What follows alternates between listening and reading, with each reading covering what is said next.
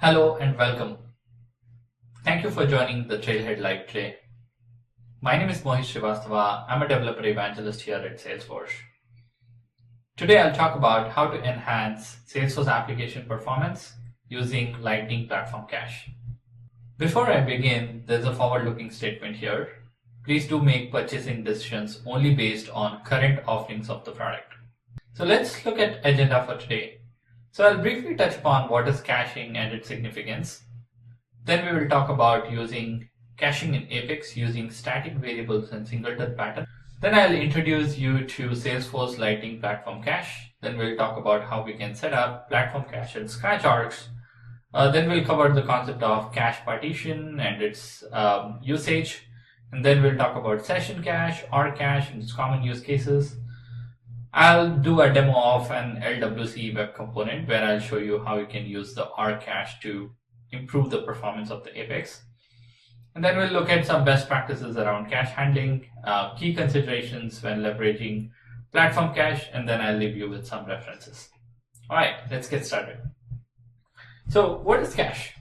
So if you have a proper caching mechanism in place, it'll help you improve your application performance. Now the way it does is it stores the copy of the data you requested, and later when you need the data, you access from the same cached copy instead of the original one. Now the simplest form of cache is a CDN network. If you're using community cloud solutions, Salesforce provides ability to use CDN network to improve the loading of your community pages. The other example that I can think of is your browser. So browsers have IndexedDB to load web pages faster. Again, an IndexedDB is very similar to cache. For database layer, most of the times your queries are served from buffer cache. Now that is again done to improve the performance.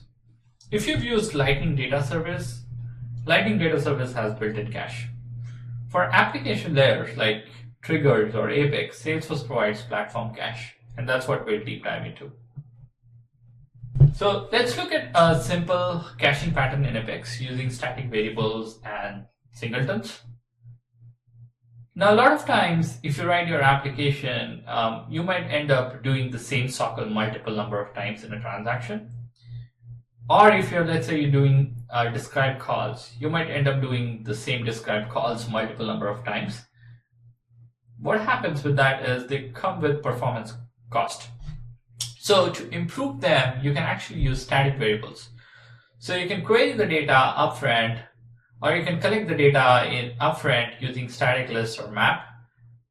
You can use that map throughout the transaction to get the necessary data instead of querying it again and again. So let's look at this pattern here. Let's look at some Apex code now that uses static variables and singleton pattern to cache data. All right, so let's look at the class that I've written here. Basic idea of the basic idea behind this class was to show you how you can basically use static variables and the singleton pattern to cache data upfront. Let's say you are doing a socle on an object, and in a transaction you are doing the same socle again and again. So in those kind of scenarios, right, you don't want to be executing the same socle multiple number of times, because that's going to have performance and the heap cost. So you can create a cache utility class like this that I'm showing, where you can define the data structure that you want to store your data against. You can define the data structure of how you want to store your data, and then basically check for if the variable value is null. In that case, you query the data. Other ways, you just retrieve the data from the cache list or the cache map or the cache variable that you have created. This pattern is a pretty useful pattern, and definitely it'll improve your performance to begin with. Note that the static variables are initialized on every transaction. That means from one transaction to another transaction, this whole logic of querying the data will execute. So that's where you want to look at something more powerful than just using static variables. You want to look at something like platform cache, where you can actually store the data that you want to access multiple number of times, and then use that to query the data. Okay, now let's look into Salesforce Lightning Platform Cache. So Platform Cache is a memory store that allows you to store data without having to worry about transaction boundary, heap size, or memory leak. So it's a Redis-backed key value store pair that we provide you. And note that Enterprise and Unlimited Hours gives you 30 MB of Platform Cache by default. So note that to begin with, you get 30 MB of Platform Cache by default. But it costs you, and it can but if you need more than that, it actually costs you. But note that it can be increased to 3 GB. Also note that certified ISV vendors get platform cache, and they can get up to 3 MB of platform cache. So work with your technical evangelist and account managers for that. All right, so let's see how we can set up platform cache in scratch hours. Now, if you're using developer org, you can actually request for a 10 MB of platform cache. But if you have a scratch hours, or if you have a dev hub enabled in your orgs, you can actually enable this feature without requesting support. So you can use the scratch hours to enable this feature and play with it. So let's see how we can do that. So to do that, you go to actually project scratch definition.json, and in the features, you define it as platform cache. To understand cache partition, let's take a look at this diagram. A cache partition is a chunk of memory that is available, and a partition is basically you can divide that memory into multiple smaller memories called partitions. So in this diagram, as you can see, a platform cache has partitions created for opportunities, order functionality, and cases functionality. You can divide it by your application functionality or by your objects, etc., however you need it. Now, one thing to note is a partition can have org level cache, which is common cache for all users, or a session cache, which is a private to each login user. So let's look at another diagram from Trailhead. This shows how when you have multiple packages in your org, which provides various functionalities, you can have a capacity reserved for your package. Also, you can have a capacity reserved for your other parts of the application. So note that one thing to note about partitions is you can create a partition with minimum 1 MB. So you cannot have a partition less than an MB, and there's no limit on the maximum. The sum of the capacity of the individual cache partitions should always be equal to the memory that is allocated to your platform cache within your org. All right, so let's see how to create a partition. Creation of the partition is pretty simple. It's just a button click. So I say new platform partition, and then as you can see, in my scratch org I have 3 MB. So maybe I want to use an MB of that space in my session cache, and maybe I need an MB of space in org cache. So you will have to provide a label to the partition platform cache partition. So in this example, I want to say my label is metadata, because maybe all the metadata operations that I have, like for example, if I'm doing a describe call or fetching a profile, I want to store this in this partition. Now also note that one partition you can select as default partition. So when you have default partition, there are certain methods in Apex where you can just directly put cache into default partition without actually specifying the name of the partition. So in this scenario, I don't want to make it default. I want to keep it for metadata. It's also good practice to write some description. For example, here I want to say this partition used to cache schema describes or profile metadata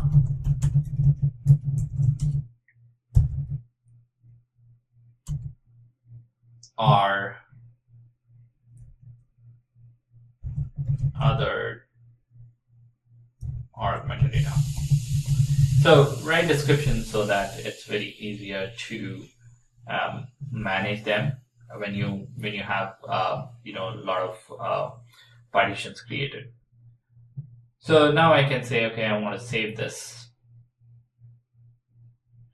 Okay, so as you can see, I have the partition created. So I can back to my partition here. So in an org, I only have a local metadata partition at this time.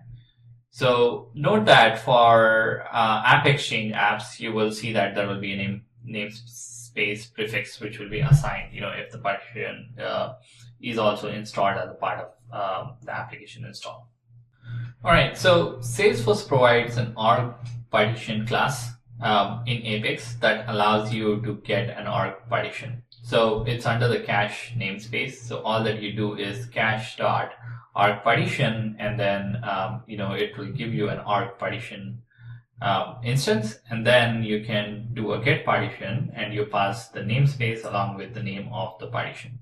So if you don't have a namespace, you can skip this namespace part, and you can just say local dot name of the partition, and that would do. Or even if you skip local, it actually works. And also note that there are subclasses underneath it. So if you have an org partition created, you can actually put data as org cache or session cache into this partition. And to do that, actually Salesforce provides you with partition methods like put and get to get it from the key. And there are other methods as well to remove the key, to build the partition from a cache handler. We'll talk about cacheBuilder, utility, etc. as we go along. So now, actually, let's create a simple Apex snippet to do a schema describe and get all the object names, and then just put it to the partition and see how it goes. Now, I want to make sure that we put this as an org cache. I want to make sure that we put this as an org cache with an expiration of 300 seconds. So that's the minimum time that the cache will live for, and then the cache will expire.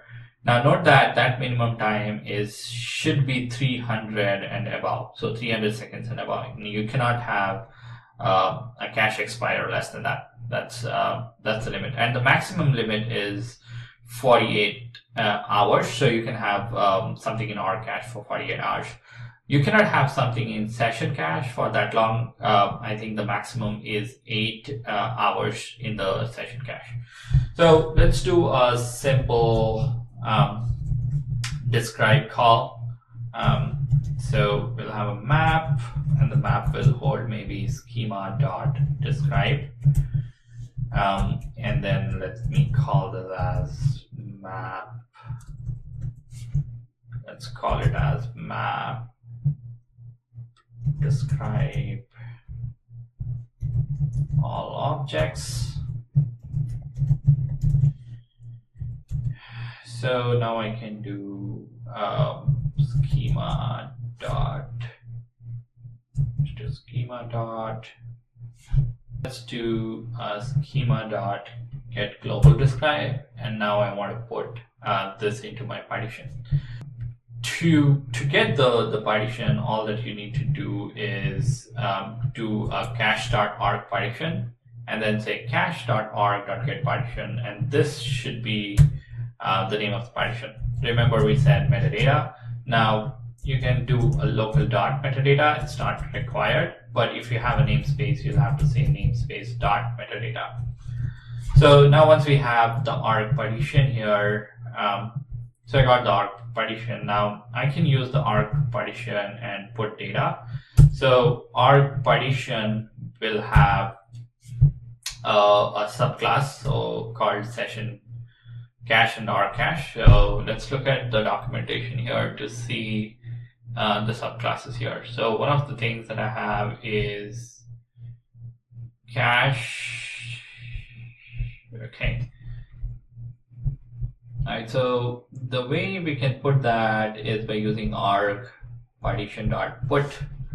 Okay, so arg partition.put, we can use arg partition.put to put things. Now there are certain parameters here that is required. So first of them will be the key. So you can retrieve a cache item later by using that key. So in this scenario, I'm going to say object list. That's my name of the arg partition or the key, sorry. And then I'm going to put all this map describe as the value. And then we have one more variable. In fact, we have three more constructors. So there are different types of constructors. There are constructors that are available for put. So it starts with this. You can have a simple key value, which is for key and a value. Or if you want to put visibility, you can use this. If you want to use the TTL, which is time to live, that's the maximum you can specify, saying, okay, I want this cache to live for like 300 seconds or an hour or 8 hours. Depending on that, you'll have to specify that in seconds. And you can also specify whether it is immutable or not. So immutability, basically, that would mean you cannot modify if you say immutable. So pretty handy actually if you are an ISV, because you might not want your arg to actually modify it. So in that case, you can actually use this immutability to say the arg cannot be overridden by another namespace.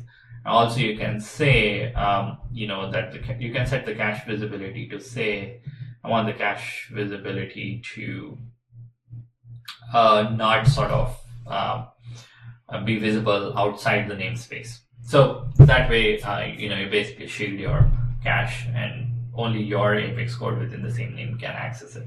Now, if you want to open it up, you can by just specifying the cache visibility as all and not the namespace. So you can use the all enum. Okay, so let's get back to our coding here. So the arg partition.put, and then I want to put all the data that I'm receiving, and I'm gonna say after 300 seconds, which is I think 5 minutes. After 5 minutes, this will expire. Now I cannot go below that because that's the minimum limit that this has to live. That's the limitation. So we'll have to live with it. So okay, so once I have this, and I think that's it. This will put the things into the cache. So let's actually try to execute this code. So you can actually execute. So notice that I've used scripts, and I've named my classes .apex. So I should be able to just use the command here to say execute anonymous with currently selected text. So let's execute this. Let's try to execute now. Oops, so looks like I have an error which says invalid schema.describe. Okay, I see the issue here. The global get global describe actually gives you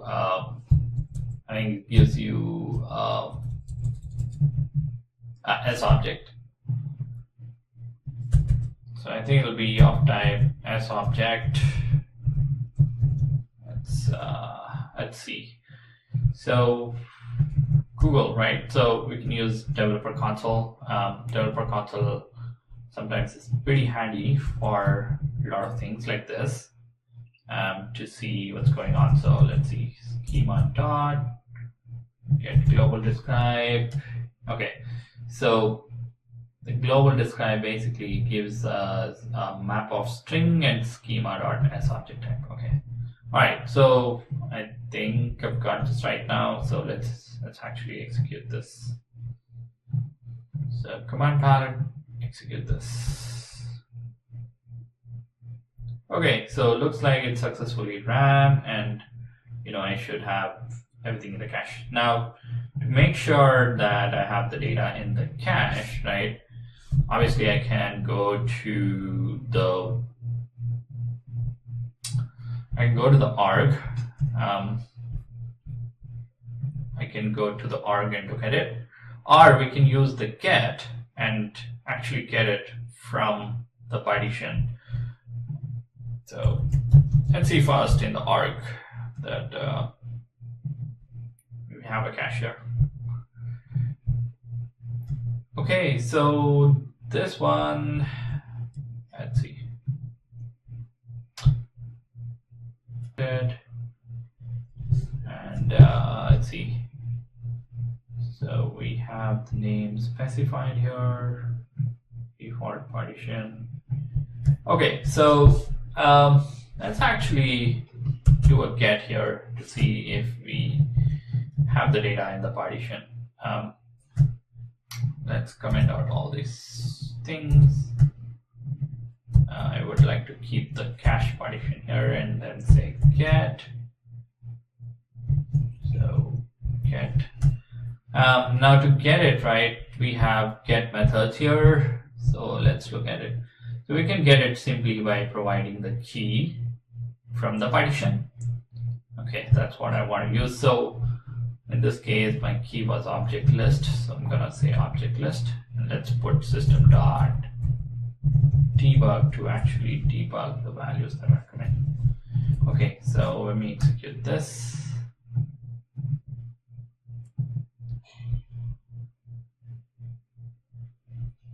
Okay, it said it executed successfully, and I can see the debug here. Okay, so this means that the data, probably the data is very less, and that's why we don't see it in the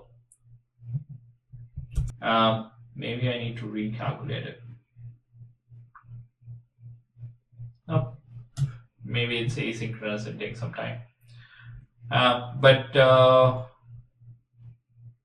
Oh, it does actually show up now. So as you can see,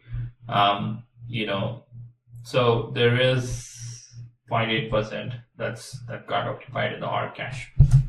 All right, so this is how you actually basically insert data into the cache, which is basically by using the dot put, and you specify the key and then the value and then the time to live. Optionally, you can specify, if you're an ISV, you can specify the visibility and also the immutability of the cache.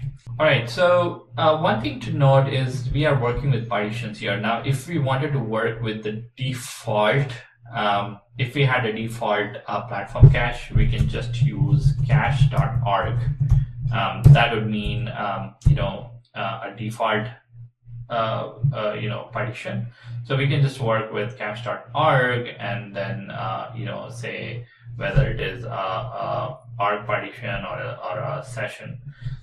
Okay, so to do that, actually Salesforce provides you with org classes, as you can see here, the org methods. So this shows you how to actually directly work with cache.org. So you will say cache.org.put. If you're putting into the default session cache, then you say cache.session.put.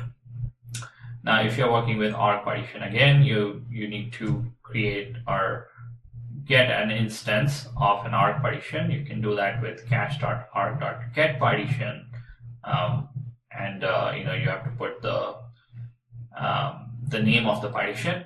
And once you do that, you can use this org partition to say org-partition.get and org-partition.put.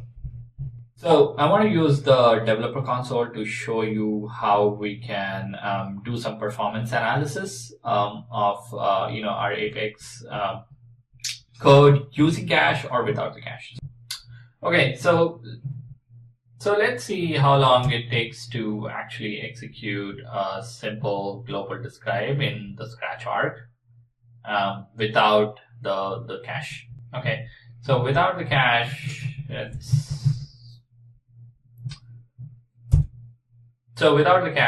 just do schema.get global describe. Okay, and I just want to use system. dot debug and see how long it takes. So let's say execute. So it did execute. So what I'm going to use is I'm going to use the log panel to actually see the performance. Now this is one of the features that's only available in the dev console today, and hopefully the IDE catches to this. It's an amazing feature, allows you to look into the performance. So it looks like it takes around 80.51 milliseconds to actually execute this. Let's do once more, just to get a rough number here. Let's go to debug and let's go to log panels and view the stack tree. Okay, so this time it took around 64.37. Maybe it did some caching internally. Let's execute once more and see how long it took. So we can go again to log panel and open up the stack tree. Okay, so it keeps on decreasing every time I do. Let's do one more. Okay, so let's do one more. So I can go to log panel, stack tree, view. So this time it took a little bit longer. So roughly it's taking some time between 50 to 71 milliseconds or a little bit more than that. So let's see what happens if I do it with the cache, with the code that we had. So let's try to execute this.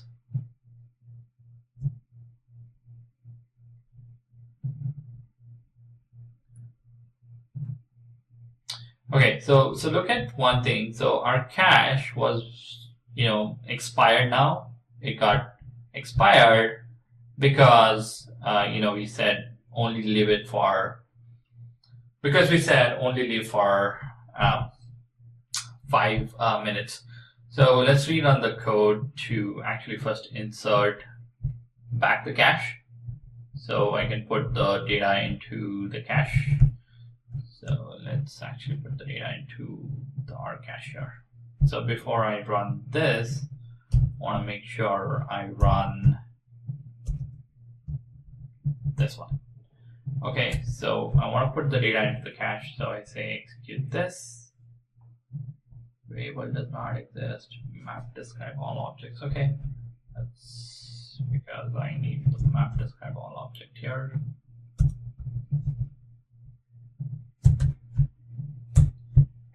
All right, so now I'm going to run this, execute. Perfect. It does execute. Okay, so now I have the data in the cache. Now what I'm going to do is I'm just going to get rid of this and instead just use the get to get it from the cache. Okay, so now I'm going to just execute this. Okay. So I have the logs. Let's look at the log panel here and see the output. So log panels, stack tree. Okay. So as you can see, it took a little bit more. It took a little bit more, but let's execute this once more and see what happens.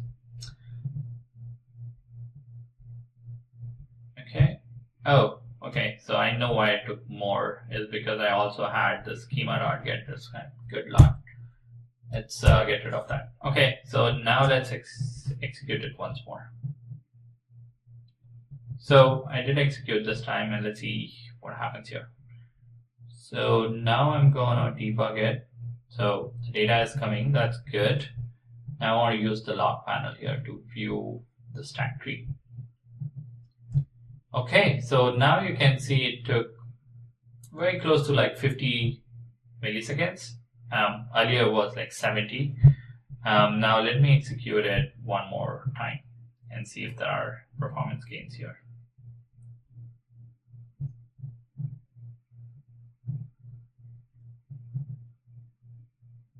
Okay, so look at what happened now. Almost half, right? So the efficiency is increased, the time it took. And also look at the heap, the heap in the previous one was, so these are the previous ones. See the heap, it's almost like 3 times initially because you were schema describing everything and not caching. And the heap is reduced, and also you will see that the duration it took. So let me execute one more time. I'm liking this, because it's reducing the time that is required. So let's execute this once more. I open up new logs, and then I want to look at the log panel again, look at only the stack tree. So you see it's pretty consistent now, somewhere very close to 30 milliseconds, from almost, I guess 70 or 60. So the significant performance gain already in this very small code that you can see. And, this basically demonstrates the benefit of using cache, because what you can do is you can certainly increase the performance. All right, so let's look at session cache once again. So session cache is unique to each user, so which means only user can write or read data from the cache. If you're working with multiple partitions, then I have the below snippet code that shows you how you can get and set data from session cache. So you can use cache.session. So cache here is the main class, session is the subclass, and then you can use the put method, and then use the combination of namespace, partition, and key to put the session cache data into the cache. Now notice one thing, that the session cache data here, I have it as map of ID versus string, but you really can use primitive data types like string, boolean, date, or maps, or you can use Apex data types or S-object data types, or you can even use JSON as the data for your session cache. Now, if you have a default partition, you can skip the partition name, and you can just say namespace.key1. Now, if your org doesn't have namespace, you can use local.key1. Key1 is your key here, or you can just skip the local and just say cache.session.put and the key and the value here, which is the session data. All right, now there's also one thing to note is in the previous syntax that I showed you, we are using cache main class and the session subclass. You can also use session partition. If you're working with only one partition at a time, then instead of using the cache.org class or cache.session class, we recommend that you use cache.session partition. So with that, you'll see that there is some more performance gain, because then it doesn't have to actually look into all the partitions to make sure it stores the value of the right partition. It knows that it gets the real partition where it has to store. So you can use that. So what are some of the use cases for session cache, right? So one of the use cases could be, if you have private data for your users, from let's say an object like user info that you don't want to execute or call the query again and again, you can pretty much use user info object inside the cache. The others could be, let's say you're building a shopping cart experience, right? Now you want to persist the shopping cart items for that whole session. So session cache might be a good way to store them against the user ID. The other thing could be if you're building like a user experience where the navigation bars or headers of the page are static, you don't want to load them from database again and again, and instead you could leverage a session cache to store these items in the cache. So let's look at R cache. So R cache, R cache is widely used than session cache simply because it can be accessed by all the users and also all the apps. Now notice one thing that I have in bold here, which is, you can have a cache and then different applications residing in different namespaces can actually access them. So, to do that, actually use cache.org, and then you say cache.org.put, and then you can use the same namespace.partition.key to store the cache. So again, note that if you're working with only one partition at a time, you can just use cache dot and arg partition instead of session cache. Now this slide is for session cache, but for arg cache you can use arg partition subclass and repeat the same kind of pattern that I showed you for session cache. Okay, so what are some of the use cases for arg cache? So let's say you have an application where you want to show a list of leads to sales agent, right? You're showing the same list to all the agents. In that case, it might be just helpful to use arg cache, because then you can pre-cache some of the data and show it from the cache. Also, let's say you're trying to show some summarized data, which doesn't often change. Or changes after, let's say, an fixed interval like 24 hours. So you can use arg cache for that. The other good example where arg cache can be useful, and that's where our demo I'll show you, is if you have a metadata like profiles or schema calls, which doesn't often change, which might, it's okay for some applications which are not, let's say, mission critical applications, to use cache data and run the application. Let's say you want to do a describe call and cache it for like 5 minutes, and then you want to use the same thing for different users accessing the application. So for those use cases where you have metadata, you can use the arg cache. Or other place where it can be useful is, let's say you have static data like exchange dates or schedules that change after fixed intervals like 24 hours. Arg cache can be pretty useful. So I built a simple LWC component, and I'll show you how we can use platform cache here to improve the performance of the Apex. So let's get started here. All right, so let's look at the component that I've built. It's pretty much very simple component. So what I have here is a component that actually pulls all the objects that are there in my arg, including custom objects. Although I don't have custom objects in this arg, but if I create one, it's gonna show up here. But it basically shows all the objects that can be queried via an API, via SOAP API in my arg. So here's the component. So look at what happens actually. So when I load the page.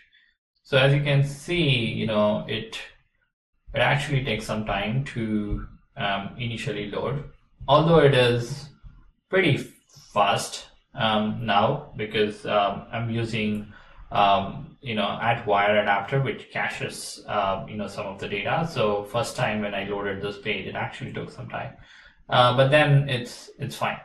So let's look at the code before I show you, how we can further speed up this whole thing using platform cache.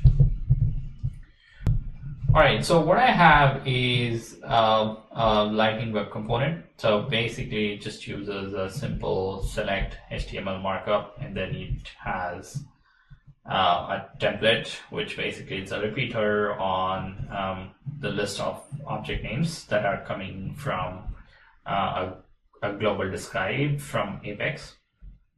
It's pretty simple component here, nothing fancy going on. Now you could also use Lightning combo box to simplify this. I just wanted to use select statement here. Okay, anyway, so now we can actually go to the JS controller to see what I've done. So you see I have different methods here, and I've commented few, and just gonna uncomment some of them. So first use case, what I'm doing is I'm fetching the object names using a simple global describe method, which uses @wire adapter. Now, as a best practice, if you're just displaying data, and if you want your data to be not modified, if you're not modifying the data, if it's only for read-only purpose, use @wire, because it has inbuilt caching mechanism in place. So anyway, so as you can see here, I'm just calling this get objects names using global describe. So let's look at the Apex controller for this. So this is the Apex controller, and let's look at the specific methods.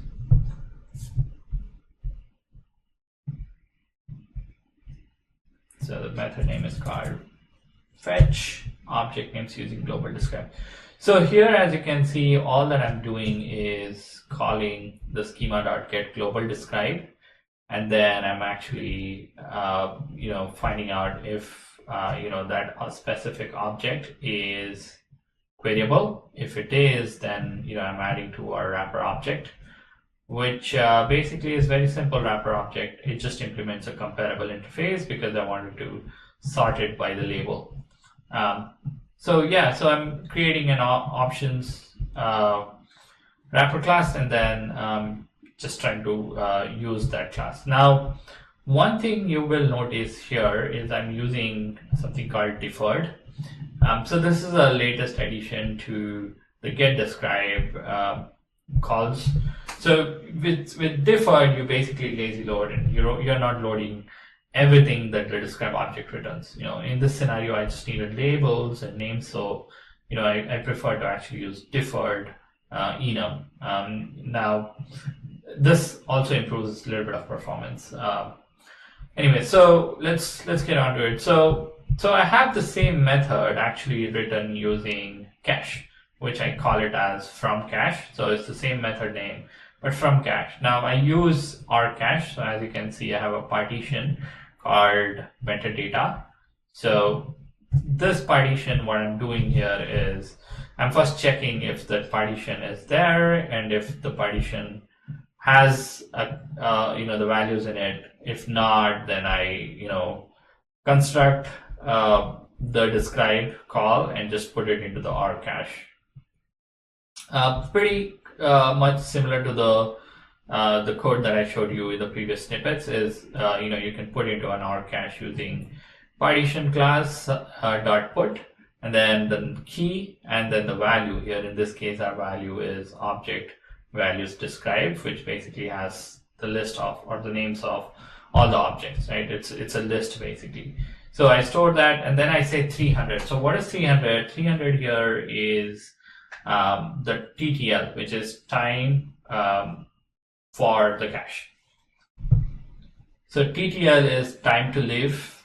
So the cache will live for 300 seconds here. And then I want this cache to be available for all other purposes, all other applications, even from outside a different namespace. So I can say visibility.all, and then here true means it's immutable, meaning somebody cannot modify or override this specific cache from another namespace.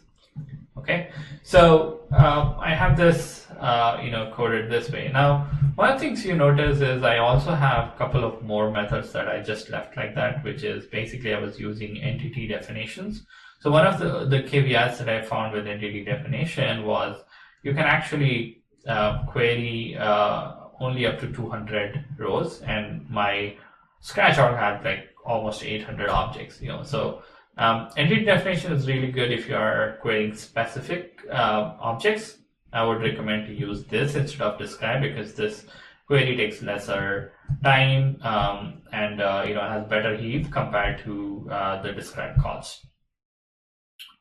So one of the things, and then I rewrote the same thing using cache. So you'll find one more method which basically shows you how to write the same thing using cache. That is again what I'm doing is I'm creating a arg partition, or sorry, not creating an arg partition. I'm actually instantiating and getting the partition that I've created, and then in the partition I see if there is a cached data. I actually try to get it. If the value is sort of null, I reconstruct that cache. Okay. All right. So let's see. So let's do this. So we can use again developer console. Developer console is the only tool available today which has some functionalities like ability to do an analysis of the log panel. The performance analysis. So let's say I load this page. Okay, so I load and look at because now it's taking some time for this to appear. So it's just loaded the list of all the objects.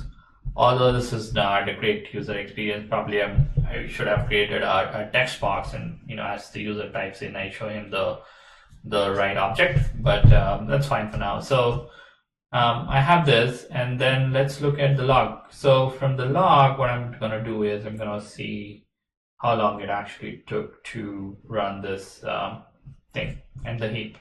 So I can actually go to log panel and say the stack tree. Okay, so it actually took quite some time. It took almost 1,300 seconds, which is quite a lot of time actually. Sorry, it's 1,300 milliseconds. So this is without cache, right? So this whole thing is without sort of doing a cache. So one of the things why the performance might be a little more here is because we are also doing the comparison. So notice we have a comparable interface, so it's going to take some more time, but that's fine. So let's actually do this using the platform cache. So what I'm going to do is actually basically I'm going to uncomment this line, and I'm going to uncomment the last line and comment out the first one, and we need to fix this. Okay, so now we have fixed this. So let's actually just push this to the arc. Okay, so since this is not, I think this is not a scratch arc, I have to run for source deploy. Anyways, okay, so as you can see, it's just deployed this, and now I'm going to measure the performance using the cache. Okay, so let me wipe out the previous log panel. Now remember, it took quite some time. It took 1,500 milliseconds. All right, so now let's now what I'm going to do here is run the same thing and see how long it takes. First time I expect it to be slow because our cache is empty, and when I'm running the code, the cache is getting filled. So first time, let's see. First time it should be pretty much similar to the previous one. Okay, I did lose my log, but that's no problem. Let's try again. Okay, so I'm gonna just say open this, and then I'm gonna do a log panel analysis. So let's view the stack tree again here. So look at the amount of time it took. Very less now. The duration is almost like 20 milliseconds, right? And that is because it's pulling up from the cache now, and it's no more pulling the data from the discrete call. So that was the aim of the demo, is to actually show you that if you are doing a resource intensive or a CPU intensive process, then really take a look into your application and see if there is ability for you to use something like platform cache, because it can really help you to speeden up your Apex performance. So one of the things I want to show you is the cache partition that I've created can also be extracted as a metadata just by doing source pull. As soon as you create a partition, it's a metadata, so you can retrieve it and store it in your version control. Like for this one, it shows I've created a partition called metadata, and I've allocated like 1 MB of session cache and an MB of R cache. Okay, so before I move ahead, I also want to talk to you about cacheBuilder interface. So notice what I did in my demo here. So notice what I had to do, to rebuild my cache. So I had to check everything if I get the value from the partition. If not, I had to sort of rebuild my cache. Right? So there's a null check required. So what cacheBuilder interface allows you to do is you basically implement the interface. It has a method called toLoad where you just write the logic, and then instead of writing this if-else statement, you can pretty much sort of get rid of it. Now I have an example probably to show you how you can really get rid of it. So here is an example, right? So all that you need to do from that point is, if you have a class, like for example, I have an object list cache class. So this is an object list cache class. So I have the load method, and as you can see, it takes a key parameter. Now, if you're not using this parameter, it's fine, but this has to be here. It has to take a key parameter, and this is the actual key that it uses to build this. So as you can see, in this example, I was probably building my cache, and then once I build my cache here, I need not write that if else logic. Actually, honestly, you don't need to write. So here, right, I have all this if else logic, but you really don't need. All that you do is you say, if arg partition is not equal to null, you say arg partition dot get and dot class, and put the name of the name of the key that you want this arg cache to be filled. So for example, in this case, I don't need this else block actually, because there's really no point in else block, because this get will never return a null. This thing will never happen as a null. If it happens, it will internally go and look at the cache implementation class and automatically rebuild the cache for you. So that's the use of the cacheBuilder interface. Now, one of the things that I want to identify as a limitation for this cacheBuilder is, if you're using a cacheBuilder interface, there's no way for you to set the TTL, which is time for the cache to live. So that thing is not possible. So it is set by Salesforce, which is for an hour cache, I think 8 hours or something. So I think it's 24 hours for our cache and 8 hours for session cache. So you don't get to set the time, and that's why if you want to use that TTL a flag or a property for your cache, then I would avoid having to build a cache builder, or I would avoid basically having to build this and use this class. I would just use a simple if statement and handle the cache null myself. So that's one of the limitations with the cacheBuilder today, is that it doesn't allow you to set the TTL. Okay, so let's get back to the rest of the slides here. So one of the best practices, so here are some of the best practices around cache handling. So note that the cache expires. So if you specify a TTL, or if you don't specify, there's a default TTL specified already. So it will expire. So you have to handle null values and rebuild your cache. Now, the other thing to note is you also need to handle the cache miss. So what is cache miss? So what happens is, there's no guarantee that even if there is a data in the cache and when you provide the key, the code will retrieve you the data. We call it as cache miss, and it is a design functionality. It is as per the design, because we wanted the cache to be faster. So it uses an algorithm which can miss a cache. So it's important that you handle that condition. Also, cache large items. That is, if you are caching in small items separately, it is less efficient. So caching small items decreases performance. So you would rather cache everything in larger chunks. Also, the other thing is you can evaluate the cache performance by using system.current time in milliseconds. So you can put a start time at the start of your code, and then after your code you can put an elapsed time, and then you can debug that what was the performance. Also use the log panel that I showed you to measure the performance and see how much of gain you are getting off the platform cache. Also, let's look at some of the key considerations. Now, this is very, very important if you are actually implementing thing, to understand that there are limits. So let's look at this documentation from Salesforce.